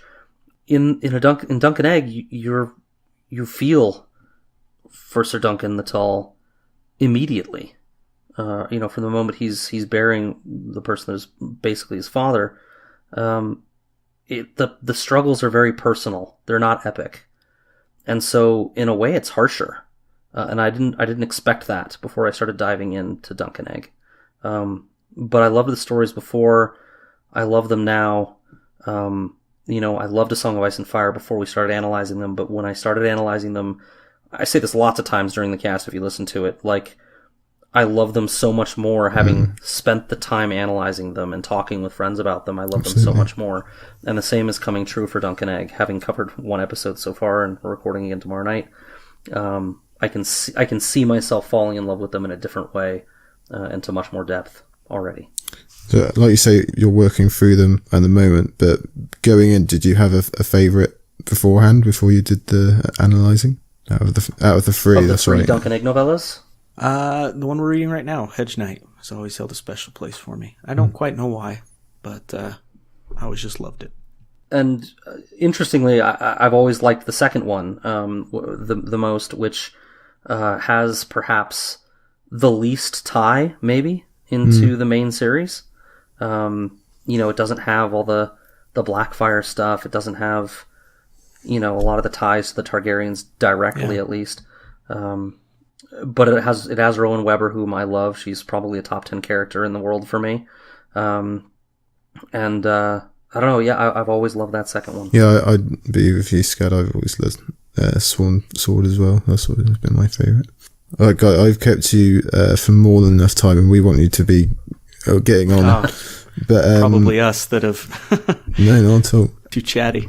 I'm having a blast. It is fun. It is very fun. But I've got a little ending section anyway that we can get through. And again, I've been playing around with names and stuff. We've had a nice little stroll around the island, but I'm going to call this bit In Front of the Faces, where I'm just going to give you guys some kind of quick fire questions, and you can answer as and when. Although I have just lied, because the first one isn't actually it won't be that quick, but still. I was thinking too, I was like, how am I going to explain this one quick? But... Yeah, then it's not a quick one. So first one then is, I want to know for each of you what part of the series you're most invested in, whether it's the wars, if it's a particular family, if it's the mysticism, if it's the Game of Thrones itself, whatever it is, which part you enjoy the most or just interested in the most. Scad? Well, I sound like a broken record. It all comes down to characters for me. I could do without the dragons, I could do without the wars, I could do without all of it, so long as the character journeys are interesting. And Tyrion's is perhaps the most interesting, although Arya's maybe is the most tragic. And so the part I relate to most is just watching all of the characters, but Tyrion in particular, try to find his place in this world and find his peace, which he has pretty much never had outside of a few moments with his wife. Well said. Well said. I'm into the characters and specifically the relationships and the ups and downs of the relationship. And it's not just a straight up boy loves girl type relationship or father-son relationship. There's often a lot more going on.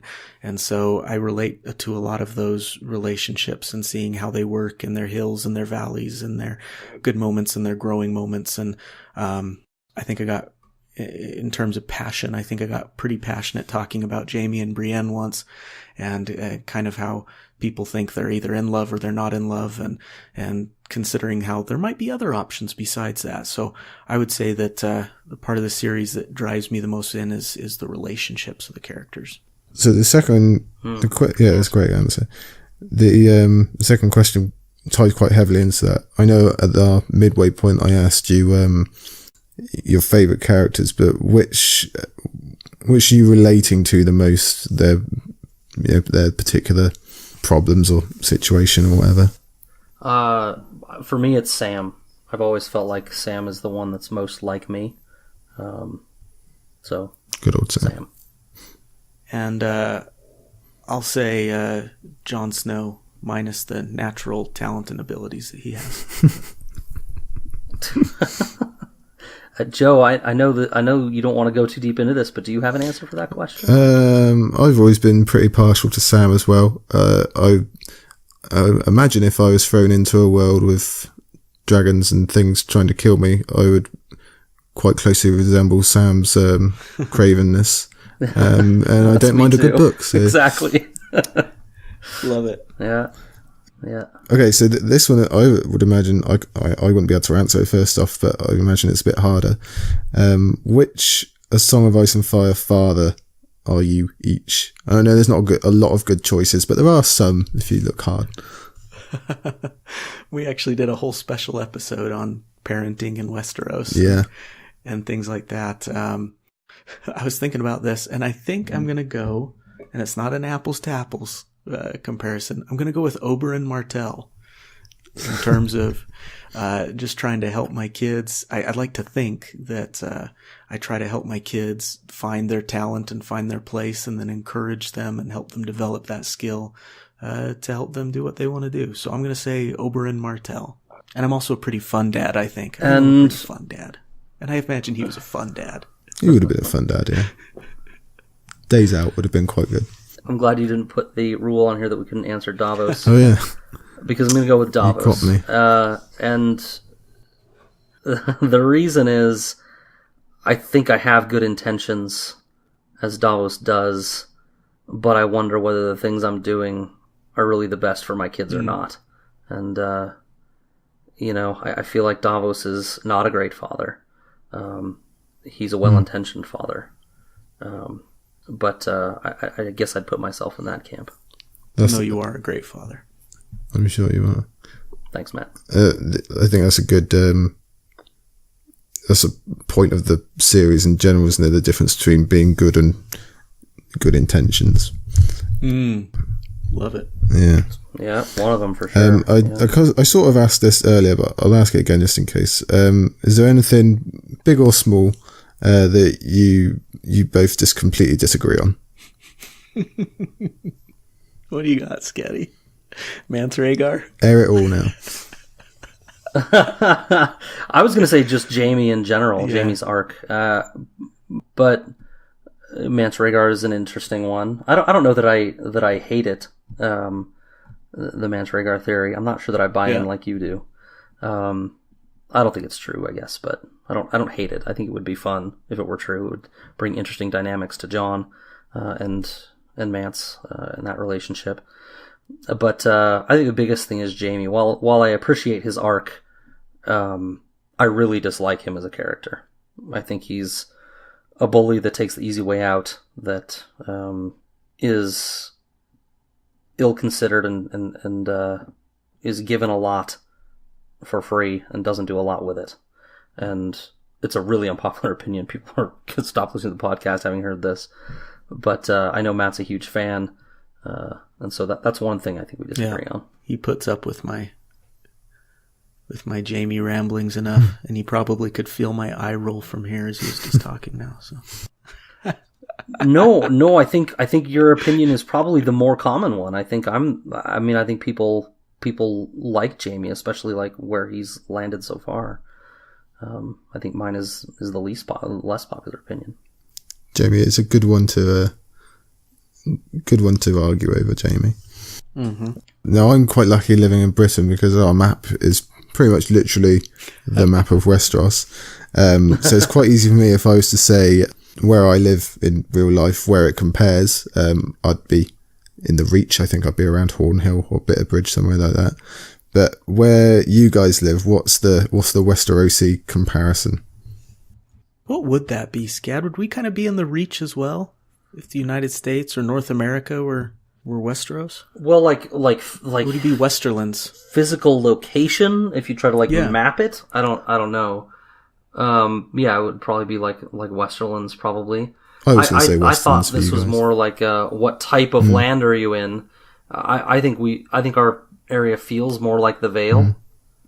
We have some beautiful mountains, and if our valley were unspoiled, it would be an amazingly rich valley of resources and stuff.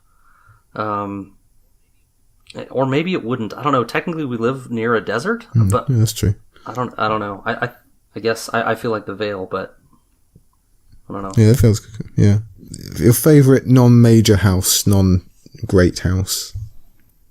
Stokeworth. That's what I thought you'd say. Now. Yeah. Well, I didn't know what you meant by major, so I went with Manderley. But they are for sure a great. I'll take Manderley. That's house. Okay. Yeah, I like Manderley. I've gone on record to say that if Manderley is playing people for fools, it will ruin the series for me because I believe in him so much. I love Manderley. Well, Manderley is a great character. Okay, I'm going to finish on a big one. This is a hard one. If you could each trade the other for a character from the series, but then you would have to keep doing the podcast with that character, who are you each picking? Oh gosh, I couldn't do it with anyone else. True. I'd pick Stannis just so that I could sit and needle him all the time. No one bugs me more in this series than Stannis does, despite my begrudging respect for him. So I'd love a podcast where I was just, if I couldn't do it with Scott, if it was absolutely just positively out of the question, I would pick Stannis, and the whole podcast would just be me needling him and listening to his teeth grind the whole time. Yeah, I was going to say there'd be a lot of editing afterwards, getting out the teeth grinding. I went a similar track as you did, Matt. It's not that I think I would enjoy this, but I think it would be zany and crazy if I had to pick somebody else. Maybe at least we'd get some sort of crazy following. I picked Cersei Lannister. Wow.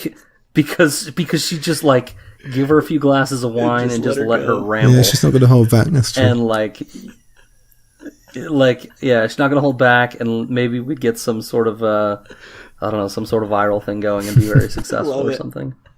Great choices. I'd be mad. I would go crazy trying to talk to her with my logical disposition and her crazy rantings, but it would be awesome. I'd listen to that. Yeah, I'd listen to that. But I also think you two sticking together is a good option. Yeah, that's probably what we'll do. We'll take it. Yeah. All right, guys. Like I said, I've taken enough of your time, but I want to honestly thank you from the bottom of my heart for agreeing to come on in the first place, and then giving us all this incredibly interesting backstory and insights into how you've created this podcast that so many of us love. And on a personal note, couldn't have two nicer guys to welcome me into the world of podcasting. I said to you earlier, I was nervous as hell for hours before, and as soon as it starts, it would be a hard thing to be nervous talking to you guys. You make it so easy.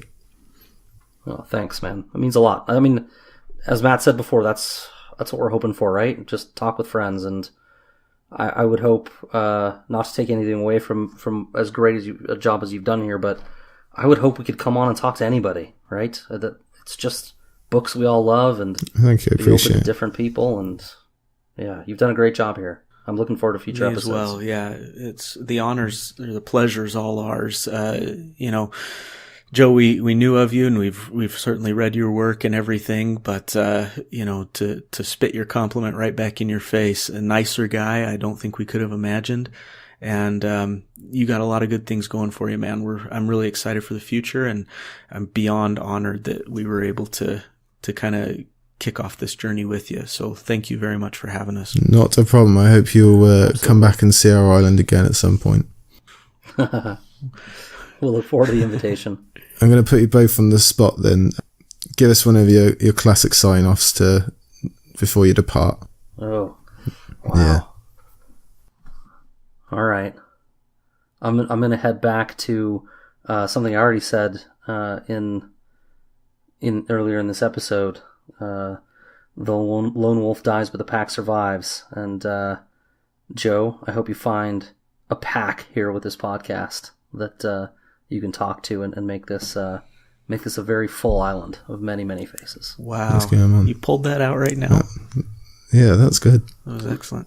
Look, man, I'm an actor. Improv is my thing.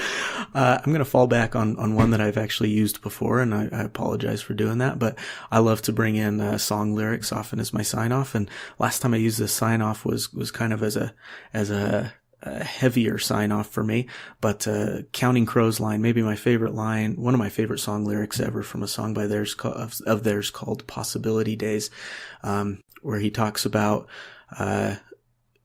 somehow we mixed up goodbye and good night. And, as we've started this little thing together, may we not mix those two up, and may this just be good night and not goodbye. Absolutely. Fantastic stuff, guys. Have a drink of whiskey to that. I certainly will. I'm grabbing the bottle as we speak. I cannot thank you enough for being the first guest to our little island. It's been a great time, and hopefully everyone else has been enjoying listening to it as well. I know I've had a blast. I want to thank all of the green men and women who've joined us for this episode. I hope you will again next time as well. I've got no doubt you all have already, but if you haven't, check out the guys. Both their feeds and their podcasts are just about to start. Dunk and Egg, as we've spoken about, it's going to be brilliant. And even if that doesn't float your boat, do as I have and go back and listen through the series alongside them. Good night, everybody. Thanks. Good night. Fellas, enjoy your journey back across the God's Eye. Hope you'll grace us with your presence again. I hope all our listeners will again tune in. Once again, I've been Sir Buckley, or Joe. You've been listening to Scad and Matt from Davos Fingers, and this has been the Isle of Faces podcast, episode 1. Thank you, and good night, or good morning for me.